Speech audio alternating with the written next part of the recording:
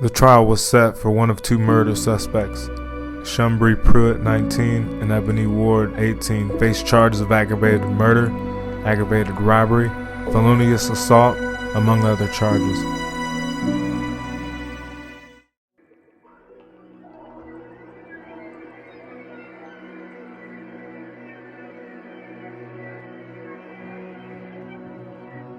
We did not really want a 15-year-old and a 13-year-old, okay? But they wrote us. They heard about our family and they thought we had a big farm. And so they asked if it's possible that we would be interested in those two kids. Those are the hardest to place from 80 kids, okay? And so Daddy came home. We didn't say anything for a week. And then he came home from work and he said, listen, you call up and tell them, if we don't have to pay, then we take it. He thought that was God's will. That was a sign, that was God's will. According to police, the couple robbed and killed Kirst at his Greenwood home. The body was found by a woman who went to his home to wish him happy Valentine's Day. At this time, prosecutors are saying Pruitt and Ward went to Kirst's house to steal a 70-inch TV. Ward asked to use the phone, and Pruitt knocked Kirst out with a billy club. They were arrested at a local motel.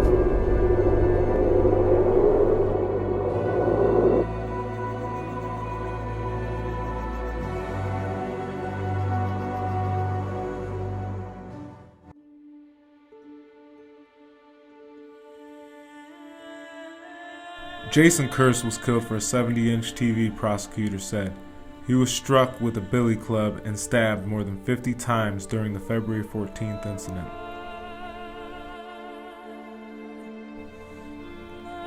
Ward, 18, had already pled guilty to 15 counts including aggravated murder. Justin Blachowski robbed Kirst a month earlier, telling Pruitt about the TV and that it would be an easy lick. Pruitt planned the robbery after finding a buyer for the TV. The price for the TV was $460. That's what Jason Kirst's life was worth, stated the prosecutor. The reported plan told by the prosecutor was for Ward to knock on the door and ask to use the phone and let the billy club carrying Pruitt in the back door. Then he can rush in and beat the living crap out of Jason until he died or unconscious, whichever comes first. After a few minutes, Pruitt is still waiting outside. He can hear music playing. He then peered in the window to see Ward topless. Outside, Pruitt is getting madder and madder. Next, Pruitt pounds on the front door. When the door opens, in a jealous rage and still holding the billy club, he swings down on the back of Kirst's head. He hits Jason so hard and so many times he breaks the billy club in 3 places. Ward then joined in, stabbing Kirst in the neck with a steak knife. Then Pruitt gets another knife, stabbing him more than 50 times.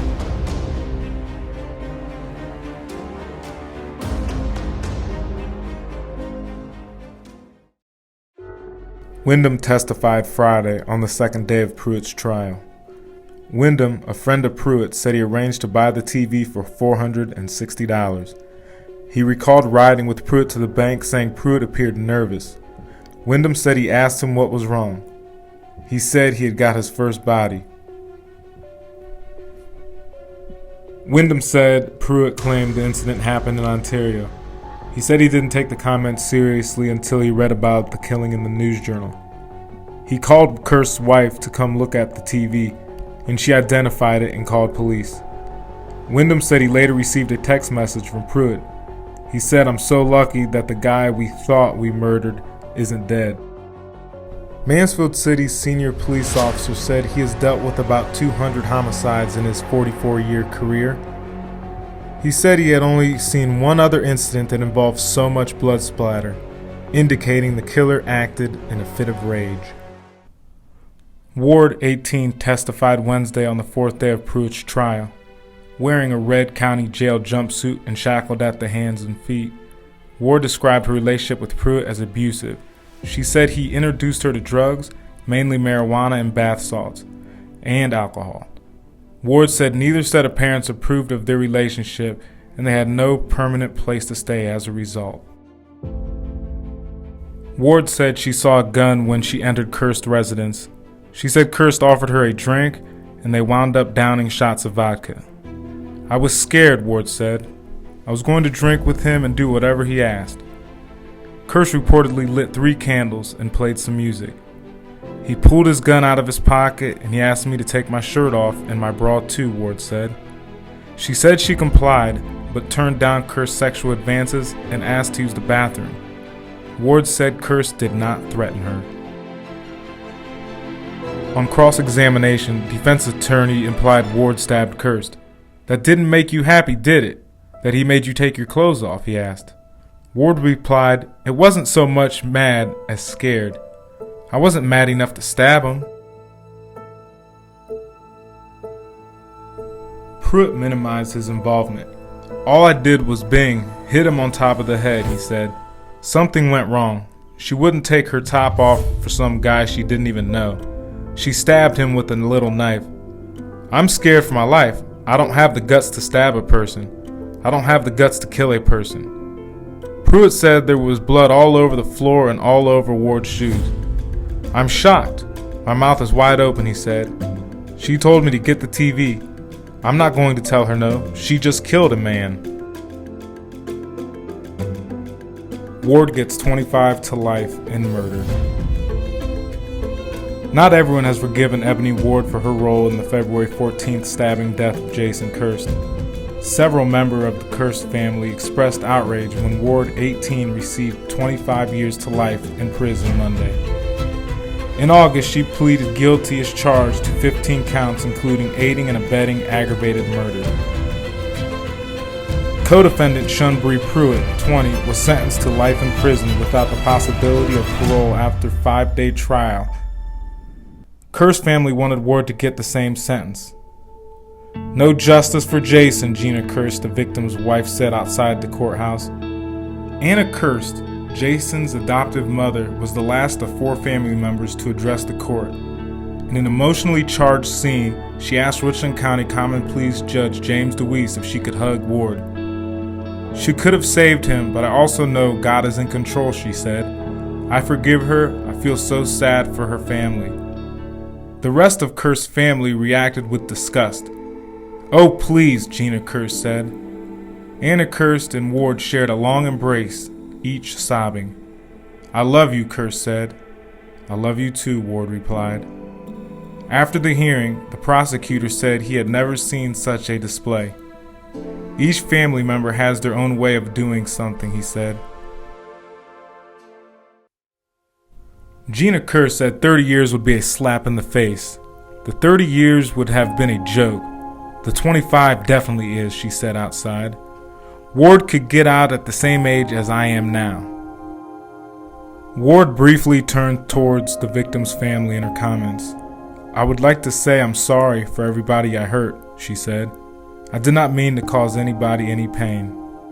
Judge James DeWeese read a letter Ward wrote to him. In the letter, Ward said she had been locked up for 7 months and didn't think she deserved 20 years or more. The judge stated, I'd be hard-pressed to find a case that was worse than this.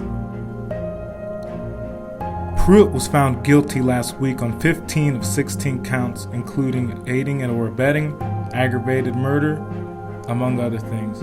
Richland County Common Pleas Judge James DeWeese sentenced him to life in prison without parole on that count. The judge also ordered Pruitt to serve 10 years each for aggravated burglary, aggravated robbery, 5 years each on a pair of burglary charges, 3 years for evidence tampering, 1 year for possession of criminal tools, and 3 years on an unrelated burglary charge. Judge James DeWeese listed Pruitt's extensive juvenile record that began with an incorrigible destination at age 10, and including an assault on a teacher, taking a knife to school, criminal damaging, theft, and sexual imposition. Robinson said while Pruitt was in jail waiting trial, he wrote letters to co-defendant Ebony Ward urging her to lie about the murder, was found with a homemade weapon, and had tried unsuccessfully to talk his father into bringing drugs into the jail so he could make some money. After the sentencing, Judge James DeWeese heard victim impact statements from Kerr's family, including his wife Regina. "We need justice for both," she said. "My husband is gone. He was a good, loving man." After the hearing, she said the sentences is what she prayed for. The victim's mother, Anna Kerr, forgave her son's murderer. "God forgives you like he does everyone else," she said. "I can't afford not to have an unforgiving heart." Pruitt's father apologized to the victim's family for his son's crimes. Pruitt also gave a brief apology. "I want to say I'm sorry to the family for the things that happened," he said. "I did not intend for that to happen." Pruitt showed little emotion during the hearing. Judge James DeWeese said he gave Pruitt the maximum penalties because of a ruthless history that showed he was a self-centered, violent person. He also stated, "There was no reason for you to take weapons for this kind of crime unless you were going to use them. We're in a situation where it comes home to all of us that actions have consequences, and you choose to take another man's life." That was a sign, that was God's will. And so I called up and I said, we had 18 at that time, okay? And I told the priest, I said, we have already 18 and we have to raise them too, not just, get them over. And he says, you provide the home and we provide the money. It's a good choice. Jason taught me all my basketball, and I actually lived with him, so it wouldn't be a full family without Jason or Andy. Yeah. I think everyone had a place in this house.